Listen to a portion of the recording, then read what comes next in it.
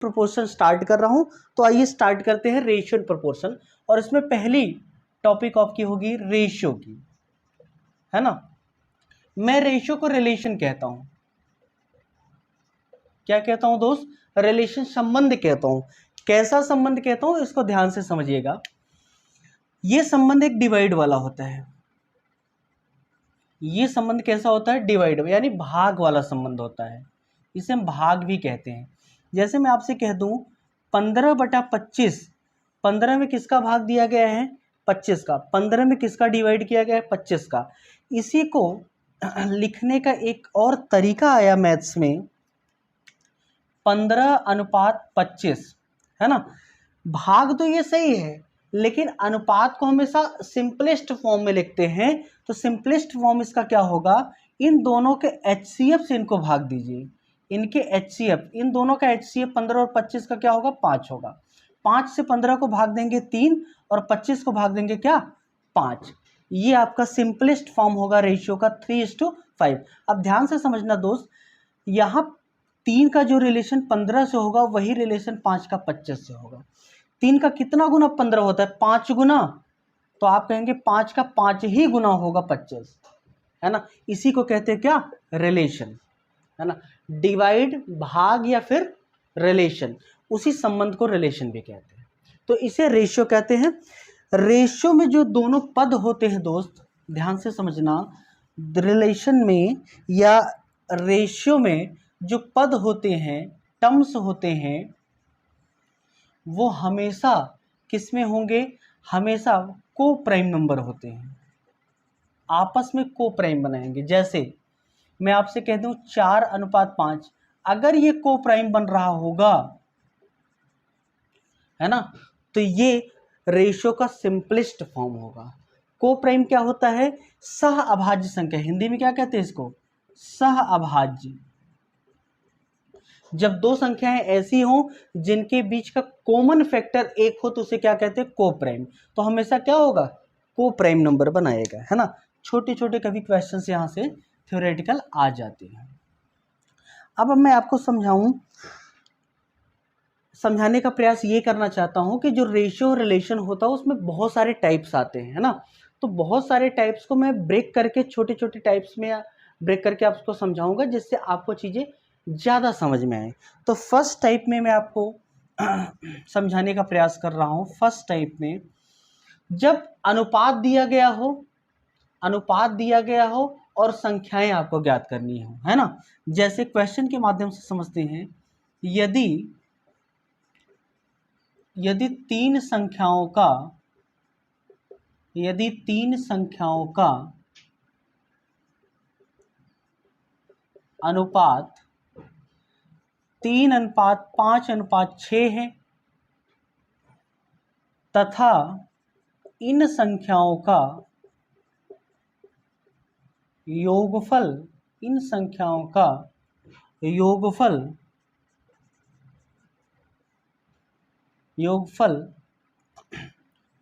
840 है, तो बड़ी संख्या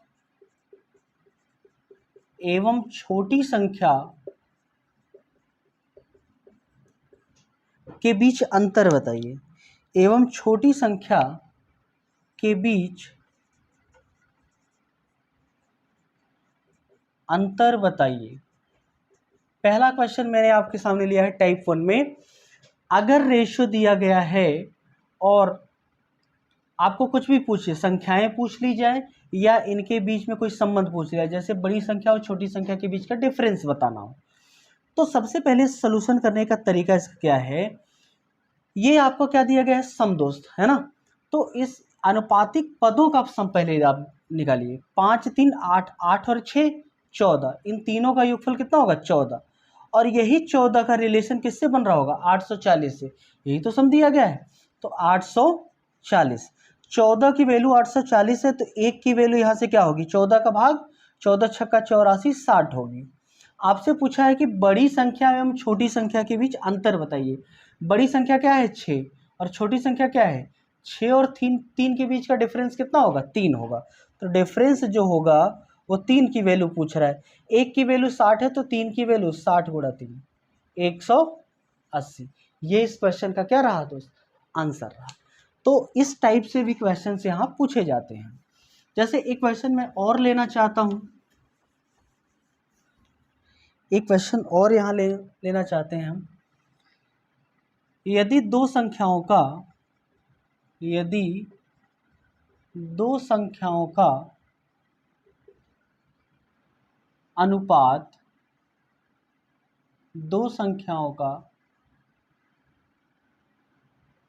अनुपात है ना 3:5 हो और उनका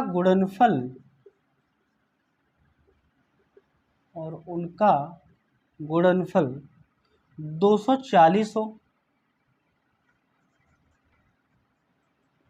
तो बड़ी संख्या बताइए, है ना। अब ध्यान से चीज़ों को समझिएगा दोस्त। अनुपात दिया गया 3:5 और गुणनफल क्या है 240। आपसे पूछा गया बड़ी संख्या। यहाँ देखिए ये अनुपात है लेकिन ये फिक्स वैल्यू नहीं होती। ये 3x होगा और ये 5x होगा, यानी यहाँ x जो है छुपा हुआ है। अगर दोनों का हम गुणा करेंगे तो x में x का भी गुणा होगा तो स्क्वायर बन जाएगा। तो 3 × 5 = 15x², इसकी वैल्यू 240 है। तो x² की वैल्यू क्या होगी, 15 का भाग देंगे, 15 × 1 = 15 और 15 × 6 = 90। x² = 16, तो x की वैल्यू आ जाएगी 4, √16 का मान 4। बड़ी संख्या इनमें क्या है 5 है ना। तो बड़ी संख्या क्या होगी 5 की वैल्यू। x की वैल्यू 4 है तो 5x की वैल्यू हो जाएगी क्या 5 × 4, 5 चौका 20। तो इन संख्याओं में बड़ी संख्या क्या हो जाएगी दोस्त, 20 हो जाएगी। ठीक है, आइए अब टाइप 2 की बात करें। टाइप 1 में इसी तरीके से क्वेश्चन पूछे जाते हैं। अगर हम टाइप 2 की बात करें, टाइप 2 ने पहले एक कॉन्सेप्ट आप समझिएगा, छोटा सा एक कॉन्सेप्ट है साधारण सा रेशियो का। क्या है, यदि कोई नंबर, यदि संख्या n को A/B/C में विभाजित किया जाए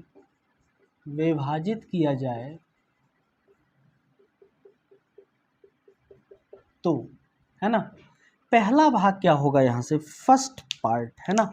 अगर किसी संख्या n है, n को हमें कितने भागों में विभाजित करना है दोस्त, 3 भागों में विभाजित करना है, A, B और C में। तो पहला भाग क्या होगा, फर्स्ट पार्ट, पहला भाग, पहला अनुपातिक पद A है बटा इन तीनों का योगफल लिखेंगे नीचे, A + B + C, और गुणा कर देंगे किससे, n से। पहला पार्ट आ जाएगा। दूसरा भाग B बटा A + B + C गुणा क्या, n। और तीसरा भाग दोस्त, तीसरा भाग C बटा A + B + C गुणा क्या, n। विभाजित करने का तरीका ये होता है, आप नोट कर लीजिएगा इसको कहीं या स्क्रीनशॉट ले लीजिएगा, है ना। जब भी क्वेश्चन में बीच में विभाजन की प्रक्रिया होगी तो हम इसी तरीके से उसका विभाजन कर रहे होंगे, है ना। अब हम बढ़ते हैं टाइप 2। दूसरा प्रकार, किस प्रकार से क्वेश्चन आपसे पूछा जाएगा उसको हम लेते हैं, है ना। टाइप नंबर 2 की बात करते हैं। टाइप 2 क्या है,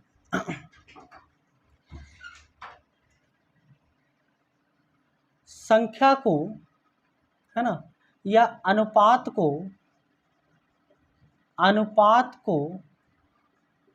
एक साथ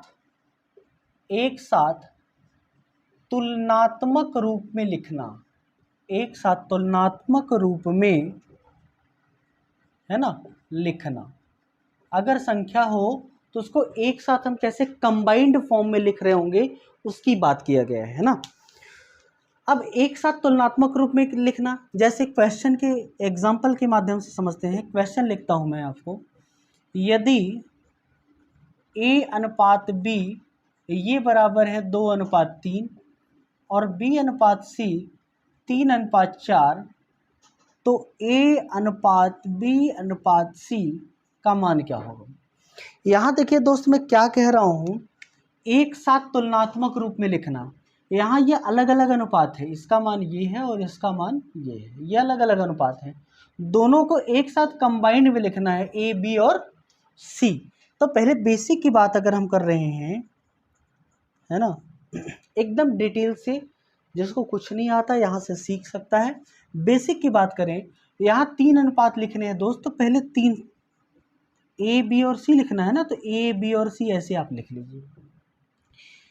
A अनुपात B है 2:3, तो A के नीचे 2 और ठीक सामने उसके B के नीचे 3। फिर B अनुपात C है 3:4, तो जस्ट नीचे वाले लाइन से B के नीचे 3 और C के बगल में, C के नीचे जस्ट बगल में 4, ऐसे। अब हमें बताना है यहाँ से A अनुपात B अनुपात C। आप देखिएगा यहाँ पे एक गैप यहाँ भरना है और एक गैप यहाँ खाली हो गया है ना। तो इस गैप में वही संख्याएं भरी जाएंगी जो इस गैप के दाएं हो या बाएं हो, लेफ्ट हो या फिर राइट हो। इसके लेफ्ट में देखिए 3 है, तो यहाँ 3 भर दीजिएगा। ऐसा कदापि नहीं होगा कि इस गैप के ऊपर या नीचे कोई संख्या हो तो वही भर दे, गलत हो जाएगा आपका क्वेश्चन, है ना। तो इस गैप के देखना है कि बाएं में या दाएं में कौन सी संख्या है, एक ही तरफ होगी और वही आपको भरना है। यहाँ पे देखिए एक गैप खाली है, इसके बगल में क्या है 3, तो 3 को यहाँ भर दीजिए। अब सिंपली क्या करना है, सबका गुणा करके लिख लेना है, वही आपका रेशियो होगा। तो आप बताइए, 2 तियां 6, 3 तियां 9 और 3 चौका 12। फिर आपको देखना है कि क्या ये सिंपलेस्ट फॉर्म में हो सकता है या तीनों किसी एक संख्या से विभाजित हो सकता है। बिल्कुल हो सकता है, 3 से। तो 3 से विभाजित करेंगे, 3 दूना 6, 3 तियां 9 और 3 चौका 12। 3 दूना 6, 3 तियां 9 और 3 चौका 12। एक और तरीका मैं आपको सिखाना चाहता हूँ यहाँ से। एक और तरीके की अगर बात करें हम, है ना, तो A अनुपात B ये दिया है 2:3 और B अनुपात C ये दिया है 3:4। A अनुपात B अनुपात C आपको बताना है। A अनुपात B अनुपात C आपको क्या करना है, बताना है दोस्त। यहाँ देखिएगा एक B है ना, यहाँ आप देखिएगा एक B है और यहाँ भी एक क्या है, B है। दोनों B अलग अलग तो हो नहीं सकते, बराबर कर लीजिए। यहाँ 3 है, यहाँ 3 है, दोनों बराबर ही है, बराबर करने की ज़रूरत नहीं, बस डायरेक्ट गुणा कर ले। 2 तियां 6 और B का मान कितना है, 3 है। B का मान कितना है जी, 3, सॉरी 2 तियां 6 नहीं, हाँ A का मान 2 है ना, गुणा तो कुछ किसी से किया नहीं, तो 2 तियां 6 कैसे करेंगे। A का मान कितना है, 2 है। B का मान दोनों जगह बराबर है, तो B का मान 3 है और C का मान क्या है, यहाँ से देखिए 4 है, तो आ जाएगा 2, 3 और 4। यहाँ भी आंसर क्या था, 2, 3 और 4। एक तरीका ये है। एक तरीका मैं और सिखाना आपको चाहता हूँ, है ना, एक तरीका और सिखाना चाहता हूँ। A अनुपात B ये है 2:3 और B अनुपात C है क्या, 3:4। आपको लिखना है A अनुपात B अनुपात C। अब ध्यान से चीज़ों को समझिएगा।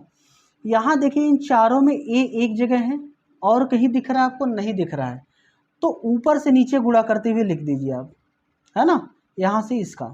तो 2 तियां 6, B यहाँ पे है और यहाँ पे, जहाँ होगा वहाँ घूम जाना है आपको। 3 तियां 9 और C यहाँ पे है, कहीं नहीं, तो ऊपर से नीचे गुणा करिए। 3 चौका 12। अब इसको सिंपलिस्ट फॉर्म में लिखा जा सकता है, 3 से डिवाइड कर दीजिए। 3 दूना 6, 3 तियां 9, 3 चौका 12, 2, 3 और 4। तो सबसे बेहतरीन मेथड यही है, आपको इस तरीके से करने आना चाहिए, है ना। जिनको क्वेश्चन नहीं समझ में आया, फिर से एक बार पुनः रिपीट करके देखिएगा, चीज़ें समझ में आने लगेंगी। एक और एग्जांपल लेते हैं, एक और एग्जांपल लेते हैं। यदि A अनुपात B बराबर 1:4, B अनुपात C बराबर 3:5 और C अनुपात D बराबर 1:6, तो A, B, C और D आपको बताना है, अनुपात बताना है A, B, C और D।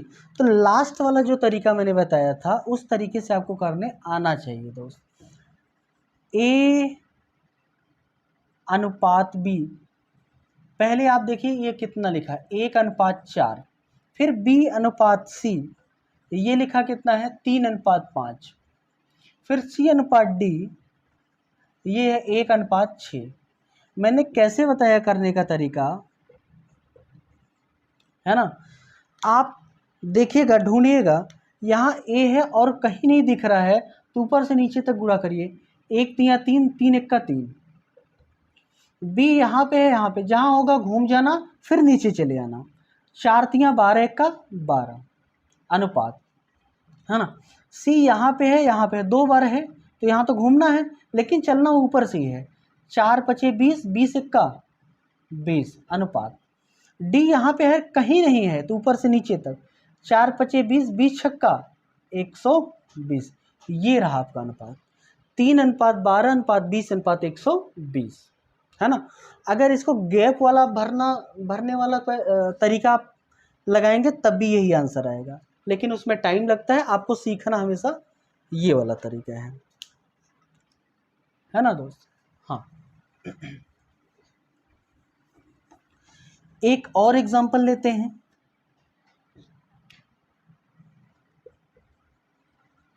यदि